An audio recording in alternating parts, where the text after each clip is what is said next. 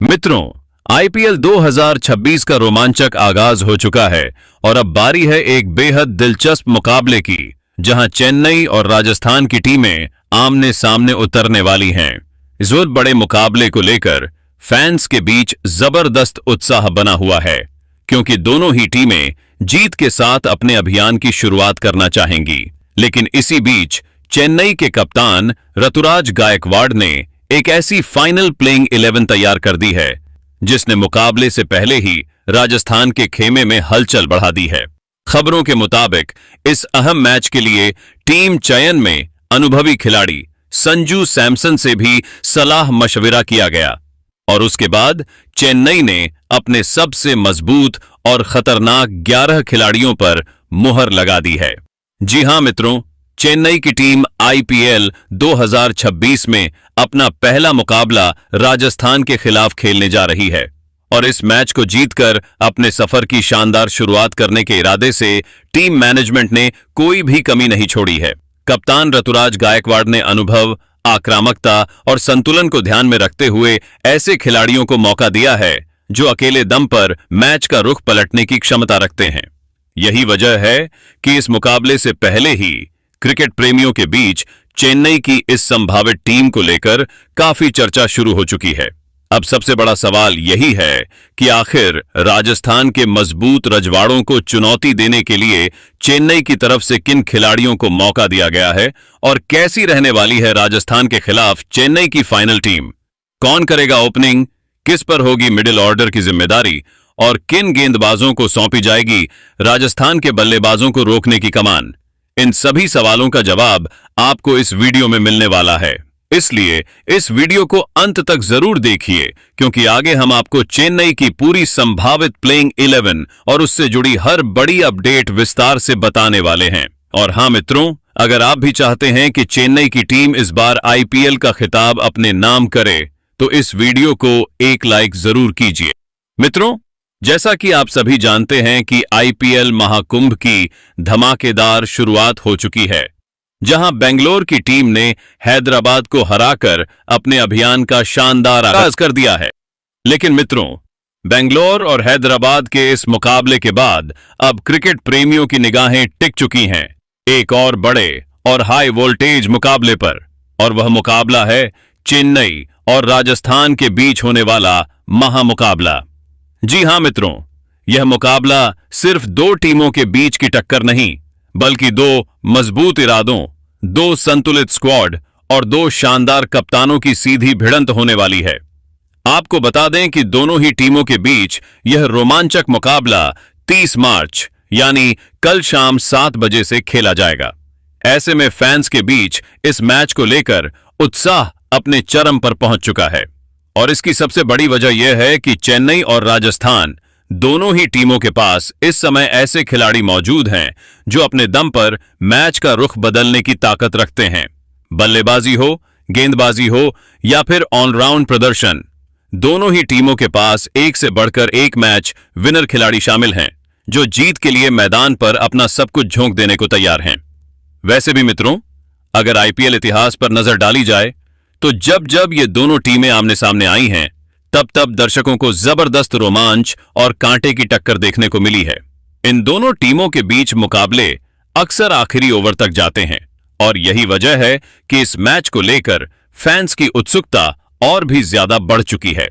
अगर अब तक खेले गए मुकाबलों के आंकड़ों पर नजर डालें तो चेन्नई और राजस्थान की टीमें आईपीएल इतिहास में अब तक कुल 31 बार एक दूसरे के सामने उतर चुकी हैं।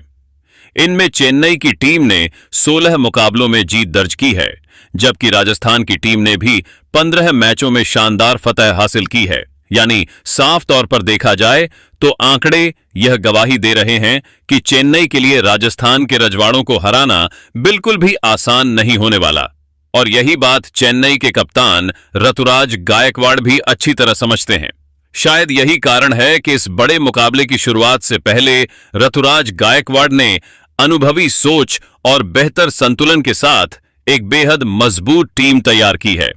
खबरों के अनुसार टीम चयन को लेकर संजू सैमसन से भी सलाह मशविरा किया गया है और उसी के बाद ऐसी फाइनल टीम बनाई गई है जिसे देखकर क्रिकेट फैंस के साथ साथ महेंद्र सिंह धोनी भी चौंक गए हैं।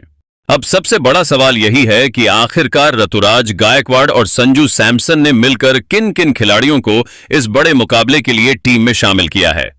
कौन करेगा ओपनिंग, किसके कंधों पर होगा मिडिल ऑर्डर का भार और किन गेंदबाजों को दी जाएगी राजस्थान को रोकने की जिम्मेदारी। इन सभी सवालों का जवाब आपको आगे इस वीडियो में मिलने वाला है। तो आइए मित्रों, बिना समय गंवाए जानते हैं चेन्नई की राजस्थान के खिलाफ फाइनल और सबसे मजबूत संभावित प्लेइंग 11। तो मित्रों, अगर अब बेंगलोर की संभावित फाइनल प्लेइंग 11 में सबसे पहले ओपनिंग जोड़ी की बात करें तो पहले ओपनर बल्लेबाज के तौर पर टीम के विस्फोटक विकेटकीपर बल्लेबाज संजू सैमसन मैदान में उतरते हुए दिखाई दे सकते हैं। दोस्तों, संजू सैमसन उन खिलाड़ियों में से एक हैं जो अगर एक बार क्रीज पर जम जाएं तो फिर गेंदबाजों के लिए वापसी करना बेहद मुश्किल हो जाता है। उनके पास आक्रामक बल्लेबाजी का वह अंदाज है जो कुछ ही गेंदों में मैच का पूरा मूड बदल सकता है। पावर हिटिंग, शानदार टाइमिंग, गैप निकालने की काबिलियत और तेजी से रन बटोरने की कला, यही वो खूबियां हैं जो संजू सैमसन को इस टीम का बेहद खतरनाक बल्लेबाज बनाती हैं। सबसे खास बात यह है कि संजू सिर्फ बड़े शॉट्स खेलने वाले बल्लेबाज नहीं हैं, बल्कि वह परिस्थिति के हिसाब से अपनी बल्लेबाजी का गियर बदलना भी बखूबी जानते हैं। अगर उन्हें शुरुआत में थोड़ी भी लय मिल गई तो वह पावर प्ले के 6 ओवरों में ही विरोधी टीम के गेंदबाजों की पूरी रणनीति तहस नहस कर सकते हैं। और अगर इस बड़े मुकाबले में संजू सैमसन शुरुआती ओवरों में टिकने में कामयाब हो गए तो अकेले अपने दम पर मैच का रुख बेंगलोर की तरफ मोड़ने की ताकत रखते हैं। ऐसे में इस मैच में उनकी सबसे बड़ी भूमिका यही रहने वाली है कि वह टीम को तेज, आक्रामक और दबदबे वाली शुरुआत दें ताकि शुरुआत से ही हैदराबाद की टीम पर दबाव बनाया जा सके। वहीं दोस्तों, दूसरे ओपनर बल्लेबाज के तौर पर टीम के युवा और बेहद प्रतिभाशाली खिलाड़ी आयुष मात्रे मैदान में उतरते हुए दिखाई दे सकते हैं। मित्रों, आयुष मात्रे इस टीम के लिए किसी एक्स फैक्टर से कम नहीं माने जा रहे, क्योंकि उनके अंदर वह निडरता, वह आत्मविश्वास और वह आक्रामक सोच मौजूद है जो बड़े मुकाबलों में टीम को अलग बढ़त दिला सकती है। युवा होने के बावजूद उनके खेल में बिल्कुल भी झिझक दिखाई नहीं देती। वह मैदान पर आते ही गेंदबाजों पर दबाव बनाने की मानसिकता के साथ खेलते हैं और यही चीज उन्हें बाकी बल्लेबाजों से अलग बनाती है। आयुष मात्रे की सबसे बड़ी ताकत यह है कि वह पहली ही गेंद से अटैक करने में विश्वास रखते हैं। उनके पास बड़े शॉट खेलने की क्षमता है, रन गति को तेजी से ऊपर ले जाने की काबिलियत है और सबसे अहम बात यह है कि वह विरोधी टीम को संभलने का मौका नहीं देना चाहते। अगर इस मुकाबले में आयुष मात्रे का बल्ला शुरुआत से ही चल गया तो हैदराबाद के गेंदबाजों पर पहले ही ओवर से भारी दबाव बन सकता है। ऐसे में बेंगलोर की टीम को तेज और विस्फोटक शुरुआत दिलाने में उनकी भूमिका बेहद अहम रहने वाली है। और अगर संजू सैमसन के साथ उनकी जोड़ी जम गई तो यह ओपनिंग जोड़ी शुरुआती ओवरों में ही मुकाबले का पूरा रंग बदल सकती है। वहीं दोस्तों, नंबर 3 पर खुद टीम के कप्तान ऋतुराज गायकवाड़ बल्लेबाजी करते हुए दिखाई देंगे। मित्रों, ऋतुराज गायकवाड़ सिर्फ इस टीम के कप्तान ही नहीं बल्कि बल्लेबाजी क्रम की सबसे मजबूत रीढ़ भी माने जाते हैं। उनकी बल्लेबाजी में क्लास भी है, संतुलन भी है और परिस्थिति के हिसाब से पारी को संभालने की जबरदस्त समझ भी मौजूद है। वह उन बल्लेबाजों में से हैं जो सिर्फ रन ही नहीं बनाते बल्कि पूरी पारी को एक दिशा भी देते हैं। अगर शुरुआती विकेट जल्दी गिर जाएं, ऋतुराज पारी को संभालने का दम रखते हैं और अगर टीम को बड़े स्कोर की तरफ ले जाना हो तो वही खिलाड़ी लंबे समय तक क्रीज पर टिककर मैच को अपने कंट्रोल में भी रख सकते हैं। ऐसे में नंबर 3 पर उनकी भूमिका बेहद अहम रहने वाली है, क्योंकि उन्हें एक एंकर की तरह पारी को जोड़ना भी होगा और कप्तान होने के नाते टीम को आगे से लीड भी करना होगा। यही वजह है कि इस बड़े मुकाबले में बेंगलोर की बल्लेबाजी की असली मजबूती काफी हद तक ऋतुराज गायकवाड़ के कंधों पर टिकी रहने वाली है। वहीं दोस्तों, नंबर 4 पर मिडिल ऑर्डर के सबसे विस्फोटक और ताकतवर बल्लेबाजों में से एक शिवम दुबे मैदान में उतरते हुए दिखाई देंगे। मित्रों, शिवम दुबे का रोल इस टीम में बिल्कुल साफ, सीधा और बेहद खतरनाक है। क्रीज पर आओ और गेंदबाजों पर हमला बोल दो। खासकर स्पिन गेंदबाजों के खिलाफ उनकी बल्लेबाजी किसी तूफान से कम नहीं होती। लंबे लंबे छक्के लगाने की क्षमता, गेंद को स्टैंड्स के पार भेजने का दम और कुछ ही गेंदों में रन गति को अचानक ऊपर ले जाने की काबिलियत, यही चीज उन्हें मिडिल ओवर्स का सबसे बड़ा हथियार बनाती है। अगर मैच के बीच के ओवरों में रन गति थोड़ी धीमी पड़ती है या विपक्षी टीम मैच पर पकड़ बनाने लगती है, तो शिवम दुबे वही बल्लेबाज हैं जो अपनी आक्रामक बल्लेबाजी से मुकाबले की रफ्तार को फिर से बेंगलोर की तरफ मोड़ सकते हैं। ऐसे में इस मैच में उनकी जिम्मेदारी सिर्फ रन बनाना नहीं, बल्कि मिडिल ओवर्स में विपक्षी टीम की पूरी रणनीति को तोड़ना भी रहने वाली है। वहीं दोस्तों, नंबर 5 पर टीम के सबसे रोमांचक और एक्साइटिंग बल्लेबाजों में से एक डिवॉल्ट ब्रेविस खेलते हुए दिखाई देंगे। मित्रों, ब्रेविस वह खिलाड़ी हैं जिन्हें क्रिकेट की दुनिया में बेबी एबी के नाम से भी जाना जाता है, और यह नाम उन्हें यूं ही नहीं मिला है। उनके पास मैदान के हर कोने में शॉट खेलने की अद्भुत क्षमता है। वह 360 डिग्री बल्लेबाजी करने का दम रखते हैं, यानी गेंदबाज चाहे किसी भी लाइन लेंथ पर गेंद डाल दे, ब्रेविस उसके खिलाफ रन निकालने का रास्ता ढूंढ ही लेते हैं। उनकी बल्लेबाजी में निडरता भी है, रचनात्मकता भी है और मैच को कुछ ही गेंदों में पलट देने वाली आग भी मौजूद है। अगर यह खिलाड़ी अपने रंग में आ गया तो फिर विपक्षी गेंदबाजों के लिए उसे रोकना बेहद मुश्किल हो सकता है।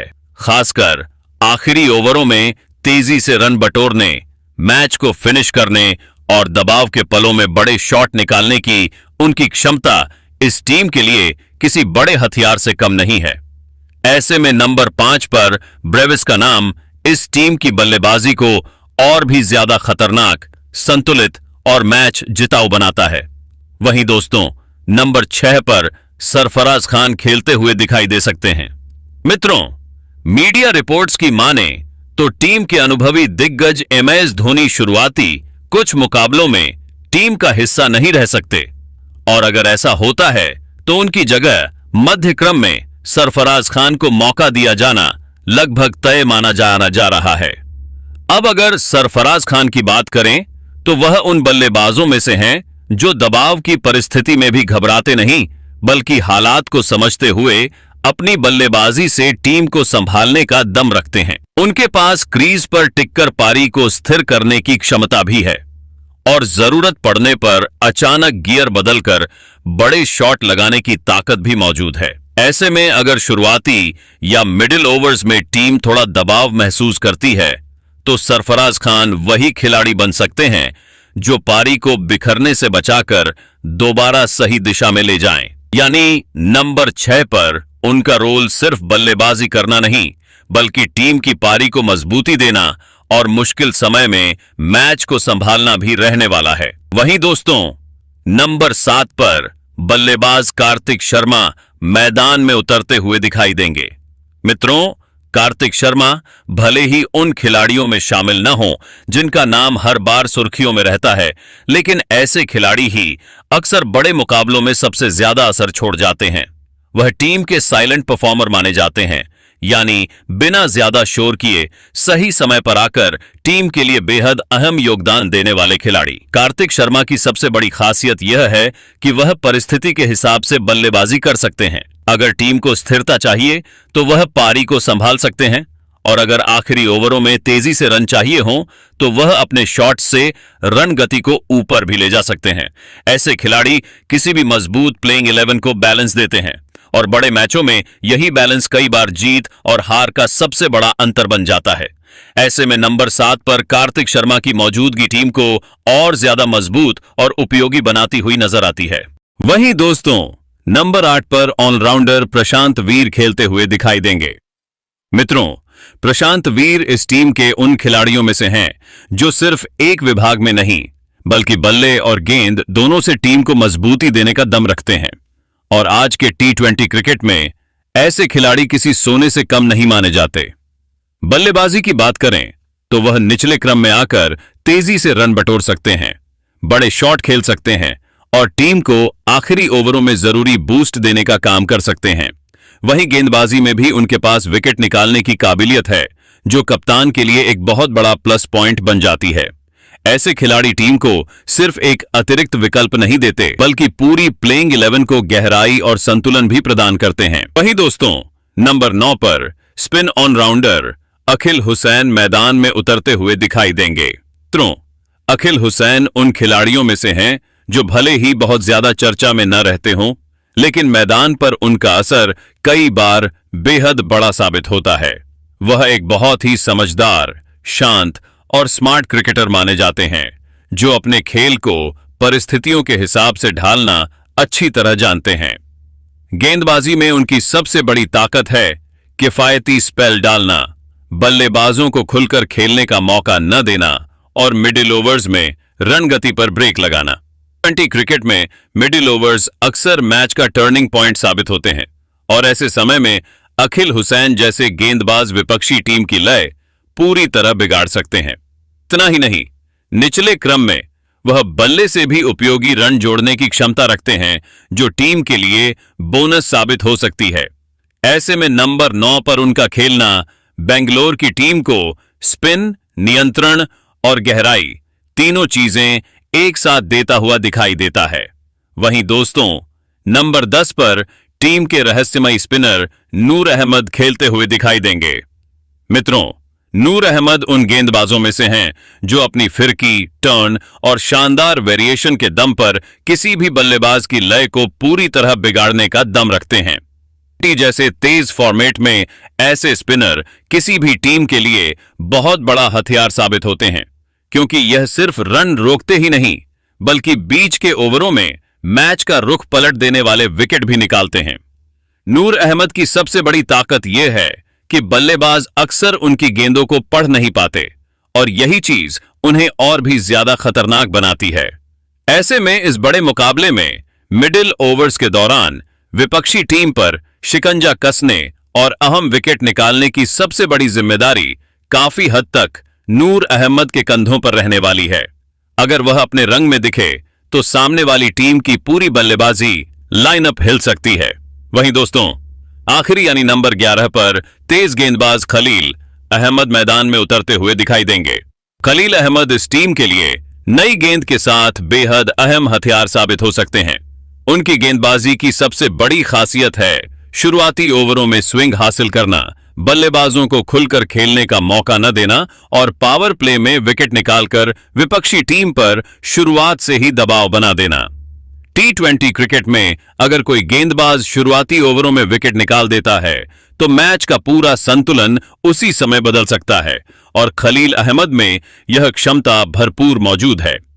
ऐसे में उनकी भूमिका सिर्फ गेंदबाजी करने की नहीं, बल्कि शुरुआत से ही विपक्षी टीम की कमर तोड़ने की रहने वाली है। वहीं दोस्तों, इंपैक्ट प्लेयर के तौर पर एंशुल कंबोज या राहुल चाहर में से किसी एक खिलाड़ी को इस्तेमाल किया जा सकता है। मित्रों, यह दोनों ही खिलाड़ी अपनी अपनी भूमिका में टीम के लिए काफी उपयोगी साबित हो सकते हैं। अगर टीम को अतिरिक्त तेज गेंदबाजी विकल्प और लोअर ऑर्डर में थोड़ी गहराई चाहिए होगी तो अंशुल कंबोज एक अच्छा विकल्प बन सकते हैं। वहीं अगर कप्तान को मैच के हालात के अनुसार स्पिन अटैक को और मजबूत करना होगा तो राहुल चाहर जैसा अनुभवी स्पिनर विपक्षी बल्लेबाजों के लिए बड़ी परेशानी खड़ी कर सकता है। यानी इंपैक्ट प्लेयर के रूप में टीम के पास एक ऐसा विकल्प मौजूद रहेगा जो मैच की परिस्थिति के हिसाब से रणनीति को और भी ज्यादा मजबूत बना सकता है। लेकिन मित्रों, अब सबसे बड़ा सवाल आपसे, आप बेंगलोर की इस नई नवेली और दमदार टीम को 10 में से कितने नंबर देना चाहोगे? और क्या आपको लगता है कि यह टीम इस बार भी ट्रॉफी जीतने का दम रखती है? अपनी राय हमें कमेंट करके जरूर बताइए।